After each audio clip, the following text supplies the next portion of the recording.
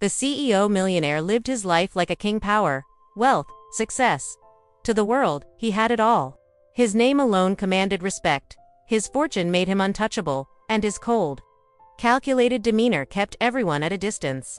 But one snowy evening, everything changed. As he stepped out of his black luxury car, wrapped in a designer coat, he noticed a little girl shivering in the cold. Her tiny hands clutched a worn-out teddy bear, her blue eyes wide with fear and hunger. She wasn't asking for money. She wasn't even speaking, just standing there, desperate and freezing. Something in her eyes pierced through the walls he had built around his heart. For the first time in years, the millionaire CEO felt powerless. Who was this child? And why did it feel like fate had placed her right in front of him? His perfect world was about to shatter. The snow fell like shards of glass against the city's glowing streets. Expensive cars lined the boulevard. Lights from towering skyscrapers sparkled across the frozen pavement. And in the middle of it all stood Alexander Reed. To the world, he was the untouchable CEO. Billionaire, visionary, a man who had clawed his way from nothing to sit at the very top of an empire. He lived behind tinted windows and iron gates, surrounded by wealth that most could never dream of. His watch ticked, louder than most people's rent. His suits cost more than cars. But wealth was a lonely crown. Behind his piercing blue eyes and powerful aura, Alexander carried silence. No family dinners. No children's laughter. No warmth. He believed his fortune was enough to shield him from pain. Until that night, he stepped out of his black luxury sedan, pulling his coat tighter against the icy wind. His driver asked if he wanted help, but Alexander waved him off. He preferred walking into the board meeting. It reminded his competitors that he was his own army. And that's when he saw her. A small figure, barely visible under the streetlight. A girl older than 7, standing barefoot in the snow. Her cheeks were flushed red from the cold, her blonde hair dusted with frost. She clutched a tattered teddy bear, its fur matted and wet from the icy ground. Alexander froze. His instinct told him to ignore it. He wasn't a man who let emotions interfere with business. But something about the girl's eyes, wide blue, filled with fear, made his chest tighten. She looked straight at him, like she was searching for something. Or someone. "Are you lost?" His voice came out colder than he intended. The girl didn't speak. She just hugged the teddy bear tighter, her lips trembling. Alexander cursed under his breath. He had no time for this. His meeting upstairs would decide a billion-dollar merger. Yet, as he turned away, he heard a sound that cut through the icy wind, a faint whimper. It wasn't just a child's cry. It was hunger, desperation, the kind of sound that no amount of money could erase. He turned back sharply. "Where are your parents?" Still no answer. For the first time in years, Alexander felt something he couldn't control. Not anger, not ambition, but a gnawing, almost painful sense of responsibility. The girl's small frame shook violently, her fingers turning pale. He noticed she wasn't wearing proper clothes for the storm: just a thin shirt, torn jeans, and an oversized jacket that looked borrowed. She couldn't survive long out here. Alexander's mind raced. Take her inside. Call the police. Call an orphanage. But a voice inside whispered, "If you walk away, she won't make it through the night." And that thought terrified him. He bent down, his sharp features softening for the first time in years. "Listen," he said gently. "I don't know who you are, but you can't stay here. Come with me." Still no words. Just those eyes staring back at him. For a moment, Alexander felt stripped of his title, his wealth, his walls. He wasn't a CEO. He wasn't powerful. He was just human. And then, almost hesitantly, the little girl took one step forward, then another, until she stood right in front of him, her tiny hand clutching his sleeve. That single touch burned through the ice in his veins. Alexander swallowed hard. Something was happening, something he couldn't explain. The driver looked puzzled when Alexander carried the girl into the car. "Sir, is everything all right?" "No questions," Alexander snapped. His tone was sharp, but inside, his thoughts were spiraling.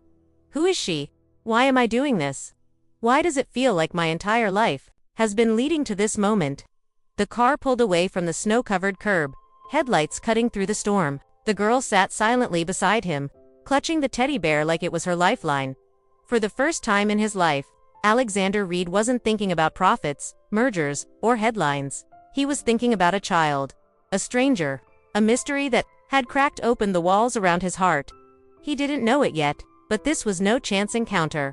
This girl carried a secret that would destroy everything he thought he knew about himself. The limousine slid through the city like a shadow, the world outside blurred by snow. Inside, silence hung heavy. Alexander sat stiffly, his hand pressed against his chin, staring at the small girl across from him. She looked fragile, her thin frame curled against the leather seat, her arms wrapped tightly around the battered teddy bear.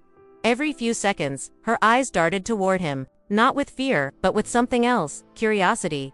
Recognition. Alexander felt the unfamiliar weight of unease. Why does she look at me like she knows me? When they arrived at his penthouse, the doorman nearly dropped his clipboard. Never before had anyone, let alone a barefoot child, entered Alexander Reed's pristine world of marble floors, glass walls, and spotless luxury.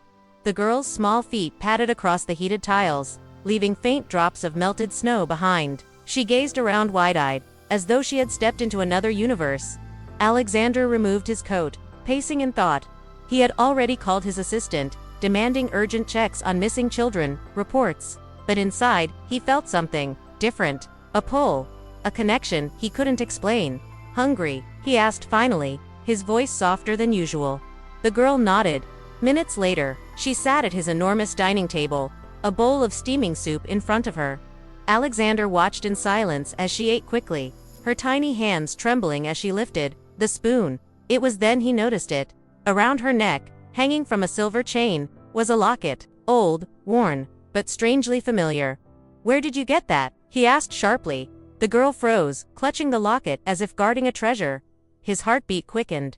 He knew that locket. He had seen it many years ago, on someone he once loved. "Show me," he demanded, his tone harsher than he intended. Slowly, hesitantly, she opened the locket. Inside was a faded photograph.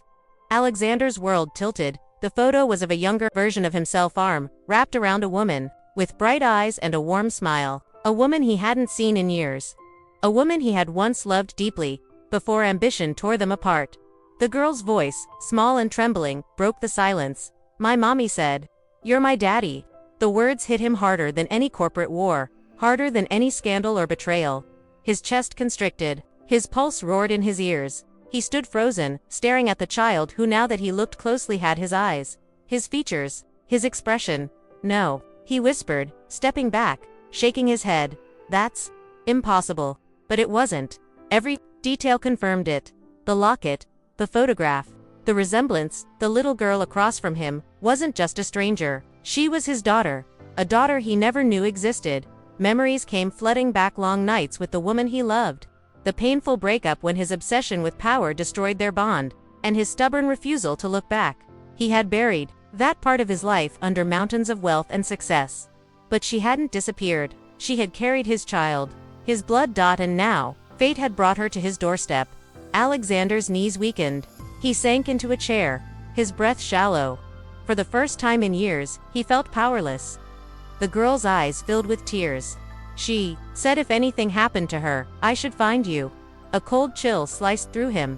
If anything happened, the girl lowered her head. She's gone. Gone. The word echoed inside him like a gunshot. His former love gone, and, in her absence, she had left behind the only piece of herself, their daughter. Tears stung his eyes. Tears he hadn't allowed himself to feel in decades. Guilt clawed at his chest. He had abandoned a woman who once gave him her heart, and in doing so, he had abandoned the child they created. But fate had given him one last chance. He looked at the girl, really looked. She wasn't just a lost child anymore. She was his legacy, his redemption, his reason. Slowly, Alexander reached across the table. His hand trembled as he placed it over hers. "I didn't know." His voice cracked. "I swear, I didn't know." For the first time, the girl spoke clearly, her words filled with both innocence and pain. "Do you want me?" The question shattered him. All the billions, all the power, all the skyscrapers he owned, none of it mattered. In this moment, the only thing that mattered was the little girl staring at him, begging for belonging. And without hesitation, Alexander pulled her into his arms. "Yes," he whispered fiercely, holding her as though he'd never let go. "Yes, you're mine. You'll never be alone again." The snowstorm raged outside, but inside Alexander's penthouse, a different storm brewed, a storm of love, guilt, and a second chance. The CEO, who once thought he had everything, had just discovered the one thing he was truly missing. and he vowed, no matter the cost, he would never lose her again. Life has a way of breaking down the walls we build. Alexander Reed thought he had conquered the world, yet it took a freezing child in the snow to remind him what truly mattered. Power fades, wealth crumbles, but love endures. This story is not just about a billionaire or a lost child, it's about us. About the choices we make, the people we leave behind, and the chances we're given to make things right. If this story moved you, share it. Somewhere out there, someone is searching for belonging. Someone is hoping for forgiveness. Someone is waiting to be found. Because sometimes, the greatest fortune we can ever discover is family.